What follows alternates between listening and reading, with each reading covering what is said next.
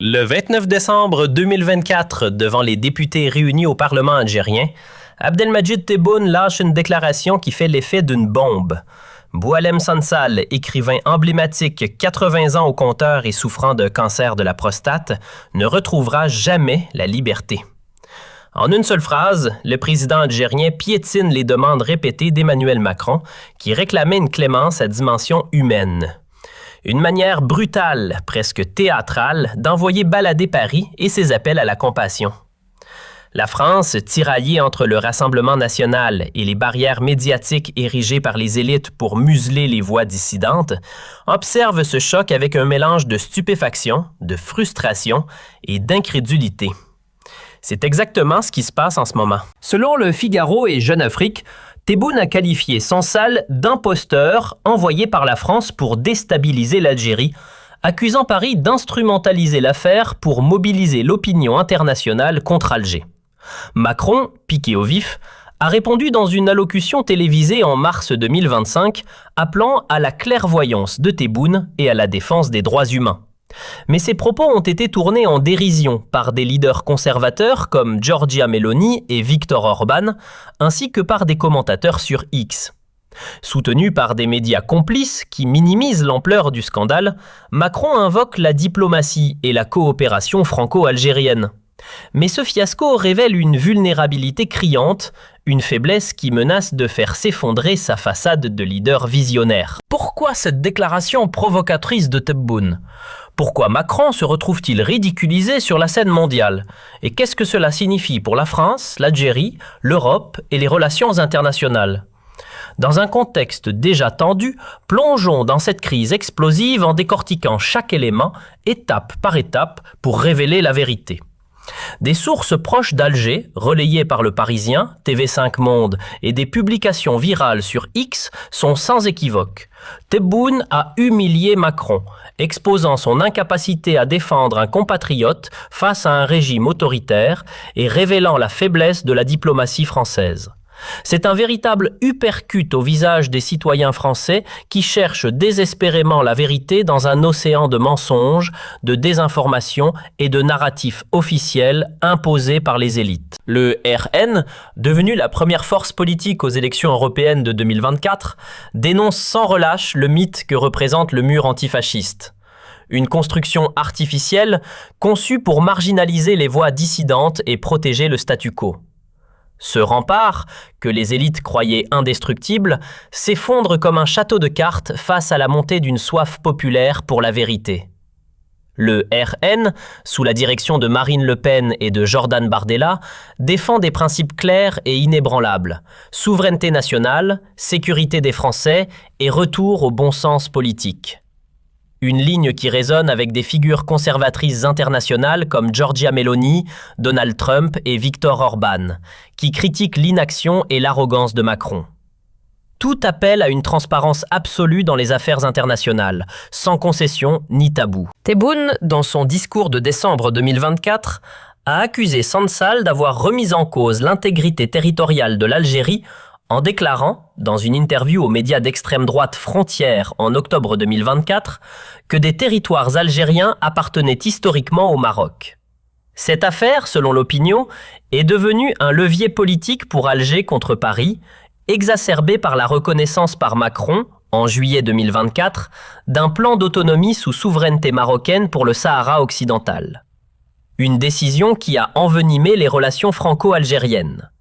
Pendant que l'Algérie campe sur ses positions, refusant toute négociation sur la libération de Sansal, Macron semble incapable de répondre avec force ou de restaurer l'influence française. L'Élysée a tenté de minimiser la déclaration de Tebboune, la qualifiant de rhétorique nationaliste sans impact.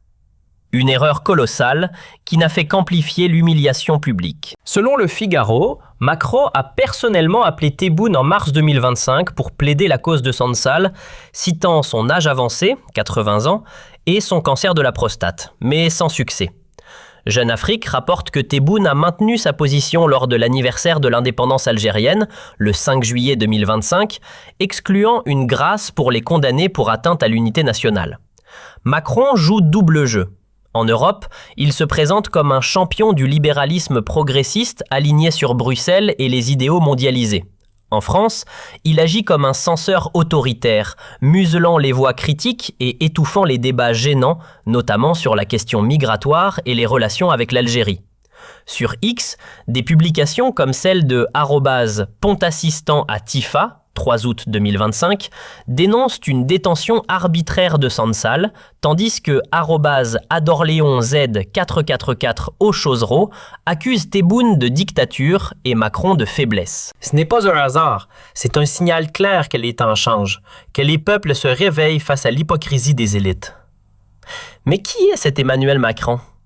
Ce président ridiculisé par Tebboune est incapable de défendre compatriotes. Il est temps de révéler la vérité derrière sa façade lisse, soigneusement polie par des années de communication médiatique. Macron, qui se vend comme un leader moderne, visionnaire et progressiste, traîne un passé qui soulève de sérieuses questions sur sa crédibilité et sa légitimité. Imaginez, le président censé guider la nation à travers les tempêtes économiques, sociales et géopolitiques a un historique marqué par des scandales financiers et des alliances douteuses. Il évoque avec fierté ses années en tant que banquier chez Rothschild, ses connexions rapides avec les élites mondiales, mais cela sonne comme l'histoire d'un opportuniste charmeur et calculateur. Non, faux! Ces récits ne prouvent pas une authenticité humaine, mais masquent une personnalité problématique, tissée d'ambitions démesurées et de manipulations habiles. Son incapacité à obtenir la libération de Sansal, malgré des appels répétés et des pressions diplomatiques, souligne son manque de poids sur la scène internationale. Une faiblesse que Tebboune exploite sans vergogne. Les anecdotes de Macron ne sont pas les témoignages d'un leader proche du peuple ou relatable, mais un indice flagrant d'un caractère dangereux pour un homme d'État chargé de responsabilités aussi lourdes. Son manque de respect pour la transparence révèle un mépris profond pour les citoyens ordinaires, surtout lorsqu'ils osent remettre en question ses intérêts personnels ou politiques. Ce trait se retrouve tout au long de sa carrière. Souvenez-vous du scandale des retraites en 2020, où il a imposé des réformes en secret, brisant ses promesses de dialogue social et provoquant des mois de manifestations violentes dans les rues de France. L'homme qui jouait avec les règles économiques chez Rothschild est aujourd'hui celui qui joue avec la Constitution française, contournant le Parlement à coups de 49.3 dès que cela sert ses desseins. Sa gestion maladroite de l'affaire Sansal, comme rapporté par Le Point, n'est qu'un prolongement de cette mentalité. Un président qui préfère nier, minimiser et esquiver plutôt que d'affronter la réalité avec courage et détermination. Que dire de son arrogance intellectuelle qui frise l'hubris? Les échecs répétés de Macron, particulièrement en diplomatie, mettent en lumière une ignorance criante des réalités nationales et des aspirations profondes du peuple français. Lui qui doit négocier sur la scène mondiale avec des puissances comme la Russie, la Chine, les États-Unis ou l'Algérie, n'a jamais jugé nécessaire de s'adapter aux préoccupations quotidiennes des Français. Chômage, insécurité, pouvoir d'achat en chute libre. Son choix de carrière, passant de la banque à la politique par pur opportunisme en sautant les échelons traditionnels de l'engagement public, témoigne d'un pragmatisme froid, dénué de toute passion authentique pour le service de la nation. Ce manque de curiosité et d'empathie imprègne sa politique. Il croit pouvoir résoudre des crises complexes, énergie, inflation galopante, tensions géopolitiques, relations avec l'Algérie, avec des recettes simplistes de banquiers d'affaires, des solutions technocratiques déconnectées de la réalité. Le résultat, des échecs en cascade, des promesses brisées et une France plus fracturée que jamais. Et le summum de cette tragédie, le manque chronique de fermeté de Macron. Une faiblesse qui le rend imprévisible et vulnérable face à des leaders comme Tebboune. Il a toujours esquivé les confrontations difficiles, préférant les compromis boiteux ou les reculades face à la pression populaire ou internationale. Ce schéma traverse toute sa vie. Il a perdu des batailles internes au sein de son propre mouvement et s'est adapté au vent libéral dominant, abandonnant toute conviction initiale pour suivre les tendances mondialisées. Emmanuel Macron n'est pas un rocher dans la tempête, il est une girouette qui ajuste sa position au gré des opportunités, des sondages et des alliances éphémères. Sa tentative de répondre à Tebboune, loin de montrer du leadership, a révélé un président incapable de tenir tête à une critique bien fondée, se contentant de dénoncer sans proposer de solutions concrètes. Examinons maintenant la présidence de Macron sous un angle plus large. Un chaos organisé, un désordre qui s'aggrave jour après jour, amplifié par ce fiasco international.